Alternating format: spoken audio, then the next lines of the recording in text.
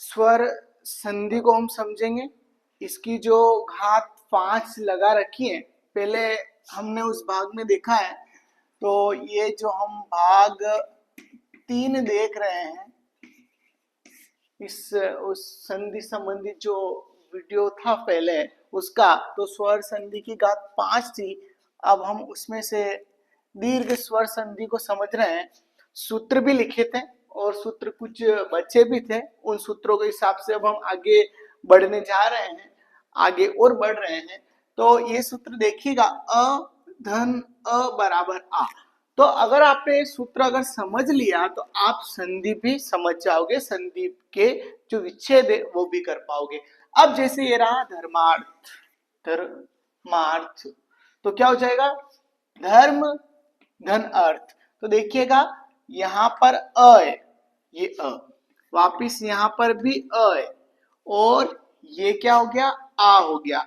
तो अपने सूत्र के हिसाब से हम समझ सकते। अब ये वीरांगना, तो वीर आ जाएगा, यहां पर भी आ जाएगा, और यहां क्या आ जाएगा, वीरांगना। क्या आ जाएगा, वीरांगना।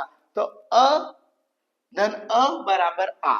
अब उस प्रकार से अगर हम दूसरे वाले सूत्र को देखें तो अ धन आ बराबर आ। तो जैसे ये लिखा है देवालय, आप देख पा रहे हो देवालय, तो अपना सूत्र क्या कहता है, अ कह रहा है, तो हमने क्या लिख दिया, दे, देव, ठीक है। और आगे आ, तो क्या हो जाएगा, इससे हम ये लेंगे आ ल ये, तो क्या हो जाएगा, देव धन आलय हो गया। तो क्या हो जाएगा, ये जो आ है, ये आ इधर आ जाएगा, तो क्या हो जाएगा, देवालय। तो देव धन आलय, यानी ये सूत्र अगर आपके पास है तो आप आराम से संधि विच्छेद करके उस संधि को भी पहचान सकते हो। अब सत्याग्रह है, तो अपना सूत्र अ धन आ, तो क्या हो जाएगा, सत्य, क्योंकि सूत्र अ बोल रहा है। फिर आग्रह, यानी हमें आ लगाना है, तो आग्रह।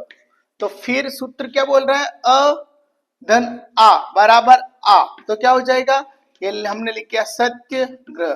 तो हमने सूत्र क्या बोल रहा है, आ लगाना है, तो सत्याग्रह। वीरांगना, तो ये आ लग गया। ये धर्म धन अर्थ, तो ये आ लग गया। तो इस प्रकार से अ धन अ बराबर आ, यानी वीरांगना, वीर धन अंगना। तो यानी यहां से ही हमारा जो विच्छेद है और सूत्र यहाँ पर काम कर रहा है। अगर आप समझ पा रहे हो तो देखिएगा अ हो रहा है, अ हो रहा है, फिर आप समझ पा रहे हो, आ हो रहा है। तो कुल मिलाकर अगर ये सूत्र अगर आपको समझ में आ गया तो आप धीरे धीरे जब आगे बढ़ोगे, जैसे कि ये अ और ये आ, अगर ये आप समझ गए, देव धन आलय, तो सूत्र क्या बोल रहा है, आ, और लास्ट में सूत्र क्या बोल रहा है, वापिस आ, तो ये हो गया आ। तो देव धन आलय, तो ये दीर्घ स्वर संधि में अ धन अ बराबर आ, अ धन आ बराबर आ, इन दोनों सूत्रों को देखा है। और हम आगे बढ़ेंगे और आगे देखेंगे दीर्घ स्वर संधि